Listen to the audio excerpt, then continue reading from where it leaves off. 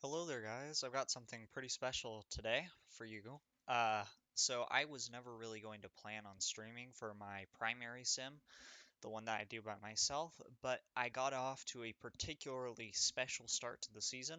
My team is currently undefeated through 50 games, so we will now be doing this team. Uh, I will play it through the end of the season. I will do this episode. I'm going to introduce you to the team and do a single game. Then I'm going to do two games until the last game of the season. I'll do the last game of the season and close out with the team, and then I will figure out how to do the playoffs later. So let's get started introducing you guys. So I will go down the position row and then I'll do my utility guys. So first we got Ben Stutz, the catcher. He, as you can see, has some really nice contact. He's one of the best hitting catchers that my sim has ever seen. In fact, he is probably the best hitting catcher that my sim has ever seen. His 70 catcher ability is really nice as well. His 55 arm is pretty decent. He's been consistent 5 war catcher for me ever since he came up as a rookie. He hit almost 400 as a rookie, by the way. His offense is really reliant on batting average. He hits quite a few doubles as well, however, a couple of homers a year, and he does draw his walks, so he's not necessarily a liability by any means in that regard. Speaking of walks, my first baseman is the king of them on pace for 143 this season. So he was originally third baseman, but because of the shortage of first baseman in my lead, I converted him to first base upon acquiring him, and he is having a really nice season for us. Well, by my hitter standards, is actually pretty poor, but he's got a little bit of power, but I'm hoping to see more home runs going into the second half. His batting average isn't quite where we'd like to see it, but it's not bad. And of course, his walks are right where we'd hoped that they would be. He's providing us very nice first base defense as well, as in gold glove caliber potentially. The stats aren't necessarily there yet, but I'm sure they'll come along. So we have the reigning MVP at second base, Luis Rennie. He was originally a center fielder when he came up, actually, but he got converted to second base because he did have, as you can see, sufficient infield ratings, and we had a massive shortage in my league. So he is a power hitter first and foremost. He has slugged ever since he came up as a rookie. He's been really effective. As you can see, 700 slugging percentage last year, really good. He's an all-around really solid hitter, but his power and contact ability are really what drives him. The third baseman is Gilberto Duenas, who's not been hitting for quite the average that we'd hoped, but his power is definitely there. He's on pace for 30 homers. His walk rate is not there either, so hopefully he can improve there a little bit. He's obviously got some development left to go. He's not the best defensive third baseman, but he is fast and he is not bad. So then we have the guy who is currently challenging for the greatest baseball player of all time title, Rodolfo Razzo. He is a 3-time MVP winner at this point. He has won a gold glove at shortstop every year since coming up to the majors. He's won multiple silver sluggers. He's gone to the All-Star game many times. As you can see, he is an all-around phenomenal hitter. He is not an all-around good hitter. He is an all-around phenomenal hitter. This is a guy who is MVP caliber in every individual skill, and it shows up in his batting line. He has not hit below 339 but one season since the year that he was injured. So that is extremely impressive. His on base percentage is, of course, quite impressive in and of itself. He's drawn well over 100 walks for years on end, once again, going back to the year he was injured. Last year, he broke that streak, but he is definitely bouncing back this year. He's on pace for a healthy 120-ish walks. He is challenging for the home run title right now. I'm not sure how sustainable that is, but he is definitely capable of it. He's a 400 hitter when he's on. As you can see, he's very close right now. He has hit 400 in his career with that 1300 OPS year, 18 WAR. His fielding has been downright excellent for a shortstop. It's not just Gold Glove caliber. It is historically good. He has been putting up 20 zone runs plus for a majority of his career, or near 20. Last year's defense fell off a bit, but it's still very, very much Gold Glove caliber. So as you can see, definitely historic player here that we are trying to keep on the team for life. So now we're going to go to the outfield. In left, we have Juan Loriano, who is a glove first guy with a lot of speed. He is going to be an above average hitter all around when he's done developing, but for now he's just about average. He's carried by his batting average, of course. He's not terrible in those other areas. He's been hitting 300, 320-ish, which is very nice. On pace for 62 steals despite only on pace for 91 games. So he's doing quite well. 114 OPS plus, that's pretty good. We have Luis Molina, who is our developing center fielder. He is basically a superior version of Luis Rennie, both on defense and offense. He is actually sticking in center field rather than transitioning to the infield, partially because his outfield ratings are so good, and partially because his infield ratings, while there, are not. Well, I mean, I guess they're even better than Rennie's, but obviously he fits much better in center field than he does at second base, even with that. Right now, strikeouts are by far his biggest problem. He struck out nearly 200 times last year and is on pace to do so this year. He does hit a ton of power, though. He's right up there with Razzo right now, challenging for the home run title.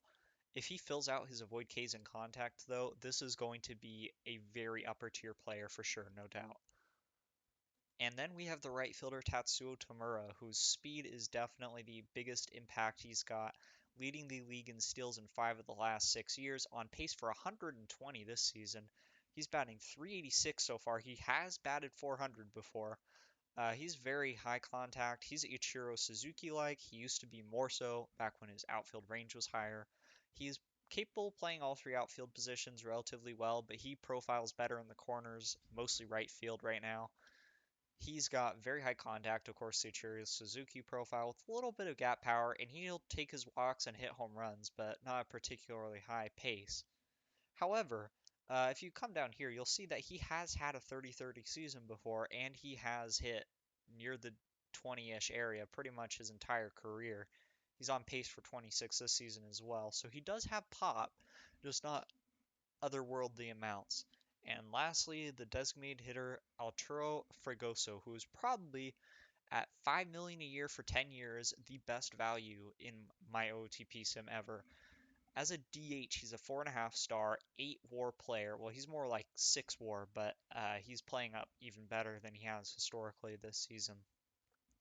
As you can see, he has a unbelievably high avoid Ks. You almost never see it this high.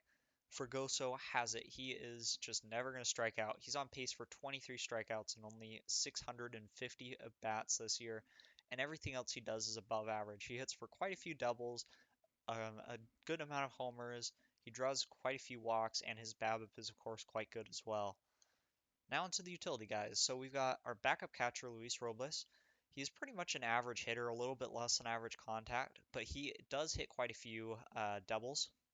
He's mainly there because his catcher ability is so high, and he is humble, which is nice, little bonus. Then we've got the utility infielder, Pat Davis. He is a very much glove first option. He has his captain ability, which is pretty nice as well. He has got good avoid Ks, and he's a pinch runner, or he's capable of pinch running, I should say, as well. He is definitely quite valuable part of this team. And now, last but not least, for sure, is the utility outfielder Silvino Herrera.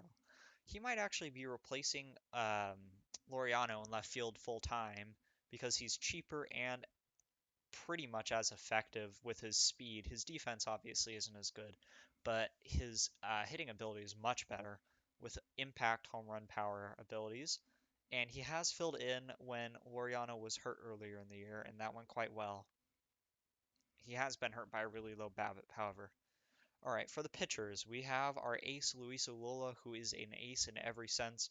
The reigning two-time Cy Young winner at this point has had absolutely outrageous strikeout numbers his entire major league career, that 10.8 in his rookie season being the lowest. As you can see, that 1.4 home run rate is also by far at the highest. He has really cut down on his home runs allowed. And his walk rate has also been dropping every season since he came up. So we are looking at a really elite pitcher here. This is the best lefty I've seen in the game since I had a guy strike out 18 batters per 9 innings. His .78 whip is downright elite. That is historically elite territory. He's on pace for 262 innings pitched, which just does not happen with that 80 stamina and he is on pace for nearly 400 strikeouts, which is just outrageous. That 1.34 ERA is really good, and as you can see, it is very sustainable because he had a 1.87 last year to support it. Our number two is Juan Ruelas, who is an all-around, very talented pitcher. He has a nice balanced arsenal. It would be nice that changeup came along, but probably won't at this point. He's also got quite high stamina and hold runner ability. He throws hard, but not overwhelmingly hard. He's a ground baller with high movement, and his stuff is, of course, quite good. He strikes out quite a few batters, and he does not allow too many walks. His home run rate is higher than we'd like, but it's still quite good. His ERA is the second lowest on our staff right now, but he has I mean, we've had pretty bad pitching, starting pitching this year. So the number three pitcher is Cy Young winner from a couple years back, Ernesto Ocampo, who had a pretty legendary season himself last year with that 2.58 ERA, 200 innings, and quite a few strikeouts. So Ocampo is going to be a very high stuff pitcher. That circle change likely not coming along at this point in his career. His control dropped off a bit, and that's where you can see we've lost some ground with him. However, his home run rate has skyrocketed out of nowhere, so we can expect that to drop, and his strikeout rate dropped dramatically, so we can expect that to go back up. So Ocampo is still a very effective number three pitcher, even if he's not necessarily going to be showing it at this point. So the rookie Juan Castillo is our number four pitcher. He is having a nice start to his career, not too great though. Good strikeout rate, high walk rate, and a little bit worse than we'd like to see in the home run rate. He is not great with his stamina or hold runners, but he's still not an unreasonably low stamina pitcher. He has a very nice arsenal all around when it's done developing, with a good slider to head it right now. His stuff is very nice, his movement is solid, and he'll have very good control to accompany it. And our number five starter is Rob Aldridge, who has an extreme ground ball profile with a 99 to 101 mile an hour uh, velocities. He is an okay pitcher, but he's really not a starting pitcher caliber type, so I'm likely to trade him and just use an opener, who I will get to in a minute. His low control really kills him. He doesn't have overwhelming stuff. He's mostly carried by that velocity. And his movement is really nice, but it's just not enough to complete the profile. Now for the opener, Danny Glover. So as you can see, he's a starting pitching prospect, but that circle change is likely not coming around as it hasn't improved in quite a while. So we're looking at pretty much a two-pitch guy with that off-pitch circle change. Very nice fastball slider combination to make him effective out of the bullpen. He's got pretty solid movement as a ground baller, and he has a little bit below average control. Very nice stamina as well. So he is a good long relief piece at this point slash opener. So now I'm going to go on to the stoppers. We've got Carballo, who is an all-around great pitcher as well. He's got higher end stuff. Of course, high stamina out of the bullpen to make him an effective stopper. He allows very few home runs and walks and strikes out quite a few batters. He's on pace for a .71 ERA right now and 2.7 WAR in 75 innings pitched, which is very nice to see. Our other stopper is Juan Bustamante, who is more control oriented. He's got that third pitch, the changeup, which is not really coming along. Yeah, so we've got him. He's got a little bit lower stamina as well. He is on pace for a 194 ERA and a .85 whip with a ridiculous strikeout rate, not yet allowing a home run, and a really low walk rate. 3.3 WAR, very impressive performance so far by Bustamante, our reliable stopper. So next I'm going to go on to our middle relievers. This is Jim Walters, who as you can see is very much stuff based. He's got solid stamina himself and is a ground baller, which helps offset his movement a little bit, but he does have both movement and control issues, so while he is likely to strike out quite a few batters, you are going to see that ERA run up a little bit as he will struggle with home runs and walks every now and then. Chris Bendolf is a nice reliever here. He is a very hard thrower, nice fastball changeup combination, okay movement, above average control is good here. He's been unlucky with the BABIP in his 7 innings pitched this season, but he is a very high strikeout pitcher who can get his walks and home runs limited. Next we got Moselle, who is pretty much a one-trick pony. I mean, he's got a good changeup, but he is really just relying on that very nice fastball. He's got lower movement and hold runners, and his movement isn't great. His control isn't great. So he's a lower leverage option. Here we have probably the best non-stopper in our bullpen right now. Carballo is likely to walk in free agency. He will probably replace him as my lefty stopper. Ken Rich has very nice stuff here with that fastball curveball combo and a changeup to play off it with.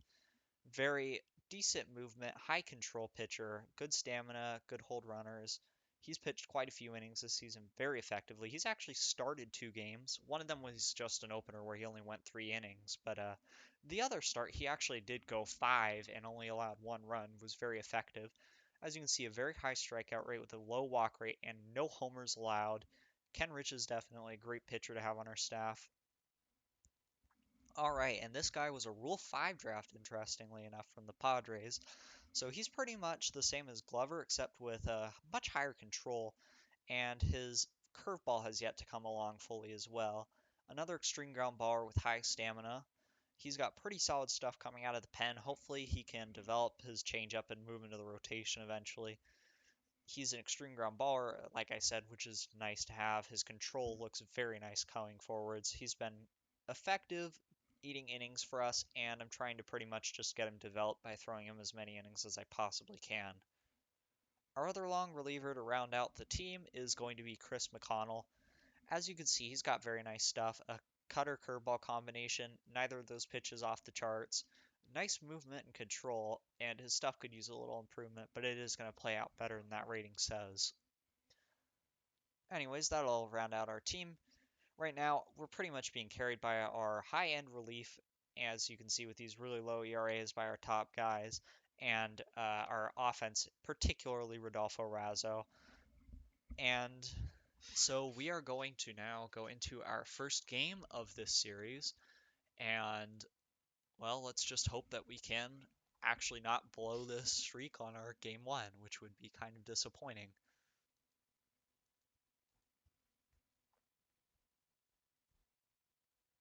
So as you can see, we're going against the Braves, who are a very weak team. We have an advantage on every single player, and Ernesto Ocampo is pitching today, so hopefully we can see some nice stuff.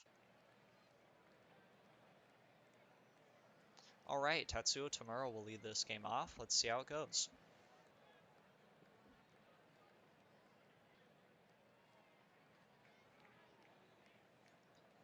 And the announcers will, as usual, take forever to get the game going.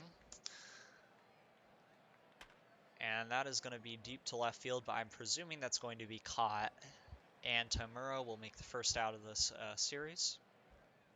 Here's Arturo Fregoso, who does not strike out. And he will also fly out to left field. So this isn't exactly the start that you wanted to see, but it's not too bad. Hopefully we can turn it around. Rennie says otherwise, however, with a weak ground out to first base, despite his 75-75 advantage against the righty. All right, here's Ocampo, 1-2 count to start the game. That's pretty good. And he will quickly retire him with a ground out to second base. Good start for him.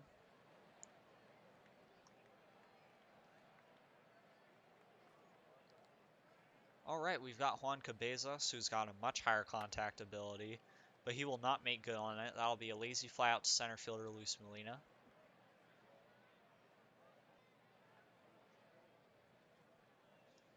Juan Medrano, this is their number 3 hitter. And that'll be another lazy ground out, this one to Duenas. And that'll retire the side. Here is Rodolfo Razzo, who has actually recently improved his contact ability versus righties. I think that's a ground out, though, unfortunately. And Luis Molina, so watch out if... Okay, he's not in a 2-strike count, so we don't have to worry about strikeout. And that is going to be the first hit of the game by center fielder Luis Molina. That's good to see. Come on, Todd, don't strike out. And he struck out. All right, Ben Stutz. That'll be another fly out to the left fielder, and unfortunately, we will not be able to make good on that Molina single. All right, Ocampo once more. Effective with the ground out so far. Another one to Razzo. Two-strike count. Let's see if he can't retire him on strikes here. He will not be able to, however. That is deep to left field, and that is going to be got nicely by Laureano. All right. Timothy Delgado. And that is going to be a lazy pop-up to retire the side once more. Ocampo is not yet allowed a base runner through 2 innings. Full count for Juan Laureano to lead off this inning, and that'll be a nice walk by the left fielder. This speed on the bases, I'm willing to let him try to steal here. And he did not do it. Alright, let's just go through this at bat. That's going to be deep to right field, but I don't think that's enough for Laureano to advance. I will give Laureano another opportunity to steal second base. Oh, pitch out. Yikes. Could this be an infield single for Tamura? And it will be. Alright, I'm going to give him a chance to steal to make up for that Laureano. I know it doesn't work like that, but I mean, I'm doing this for the counting stat, for the purpose of Tatsuo Tamura being able to steal 120 bases in a season, which is just absolutely crazy. That would have broken up the hypothetical double play, but obviously that's not how it worked, and Fregoso grounded out to end the inning. Another 2-strike count here for Ocampo. I think he's only got 1 strikeout. Yeah, he's only got 1 strikeout, including that one that he just got, so yeah. He's working efficiently, though. He's getting his outs on contact very quickly, as you saw with that first pitch fly out to right field there.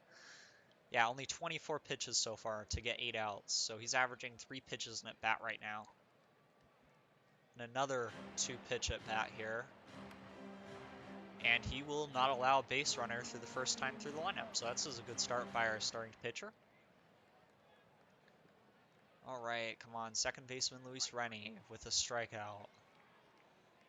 Shortstop Rodolfo Razo with a ground out. Our MVPs aren't really doing much for us today. Luis Molina, another non-2-strike count. Oh, that is deep to right field. Luis Molina is going to deliver the first run of this series with a very long home run. I do like to see that. Weak ground out by Todd, who does not run well. Alright, Ocampo out there once more. Another 2-strike count. Maybe he can finally get some strikeouts here, but he'll just have to settle with a ground out to Duenas. Okay, it's Cabezas. Yeah, he still only has the 1 strikeout here. That's going to be another ground out to Cabezas.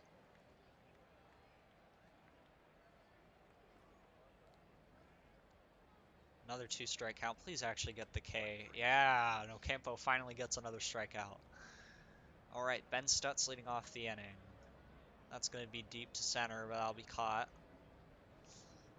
Oh no, he bobbled it. I was wrong. Here's Juan Laureano. That is not going to be deep enough to advance the very, very, very slow Stutz.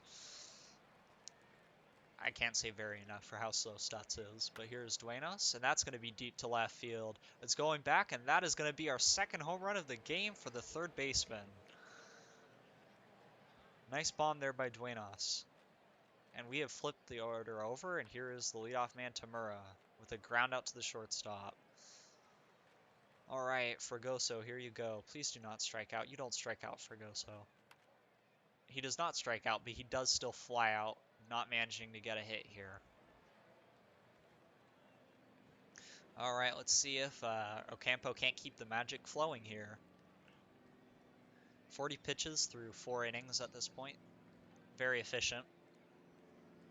And that's going to be his 3rd strikeout? Yes, his 3rd strikeout. Ooh, please don't be a walk. And he will allow his first base runner a walk to Sergio Baca.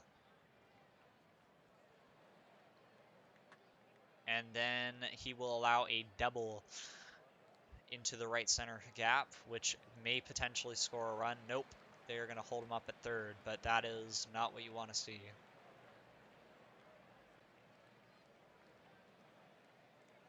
Alright, well, let's give Ocampo. Oh my god, and he throws the ball away to let a run go in easily.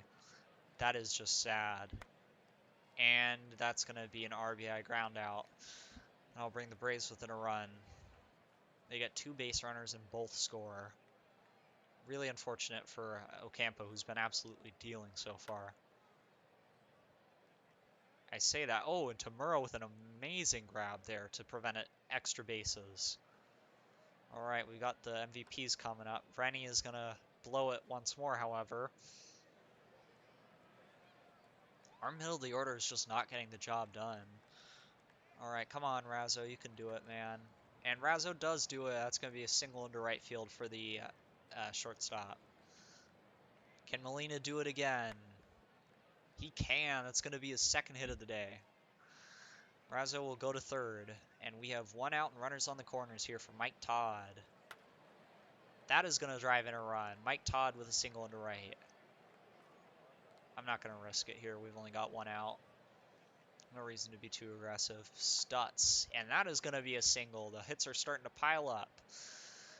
The last time I tried to run on this guy, he caught me, so I'm not going to risk it again.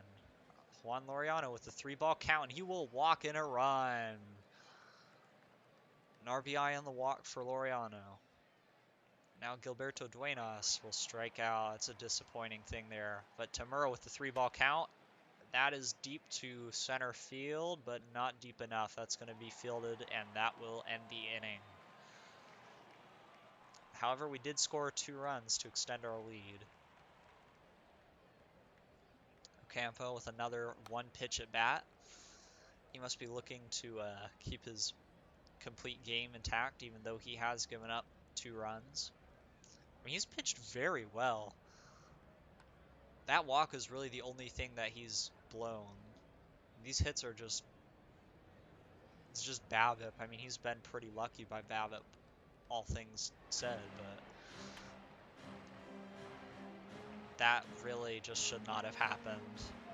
Our Gold Glove shortstop can't move over 6 inches to get a ball right by him. We got the big boys coming up, well, the relatively big boys coming up for the Braves. And they will now score if this ball is taken out of the infield. They're going to not score. That is going to be a double play turned to get Ocampo out of the inning.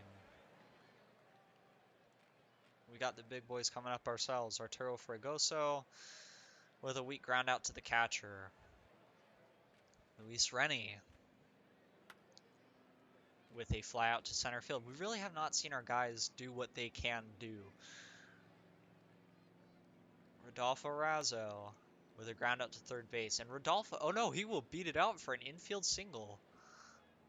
Rodolfo Razzo, by the way, has the longest home run in the history of baseball, 507 feet. Melissa Molina, and that'll be a walk. Nice job by Molina there. Mike Todd, who has not drawn a walk today for some reason, will ground out, as he is prone to do.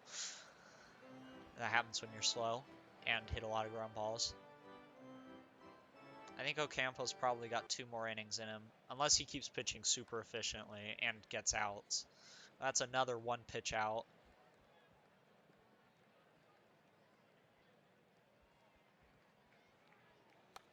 And that's going to be another relatively quick at bat, 4 pitches. He's really keeping weak contact today. This is going to be a much longer at bat, but he will collect a strikeout on it. Ben Stutz here to lead off the inning. Could that be chopped over? Nope, the second baseman's got it. All right, Juan Laureano now. That's going to be an easy catch for the center fielder. And Duenas with a full count. That's going to be deep to right field. Is he doing it again? No, that's going to be caught by the center fielder. All right, well, here's Ocampo once more. Can he quickly get out of this inning and potentially go for the complete game? That's going to be a ground out to Razzo, so he's making a vie for it. Only 4 strikeouts, 1 walk. Could he get a quick strikeout here? He does. Quick 3-pitch strikeout by Ocampo. And And another 3-pitch at bat, and that one will be another ground out to Razzo, so Campo will be able to start the 9th inning. All right, we got Tetsuo Tamura, so we got top of the order here. Tamura does not strike out much, but no 2 count is never good. He will ground out. Arturo Fregoso, who is yet to get on base, and that's going to be a double down the left field line for the designated hitter.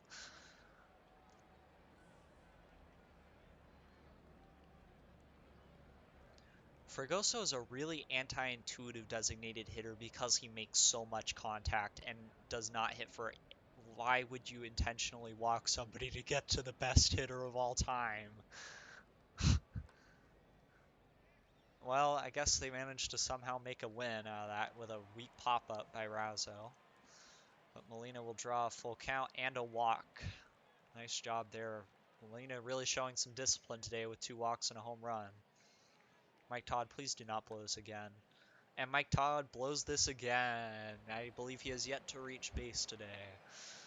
All right, well, Ocampo is going to start this inning, but I am going to get up Kenrich just in case. Oh, no, I can't get up Kenrich. Okay, I'm going to get up Chris McConnell just in case he starts to blow out a bit. But Ocampo will have the opportunity here to go for a complete game on our first of this series. There's a weak ground out to Rennie, so that's a good start right there.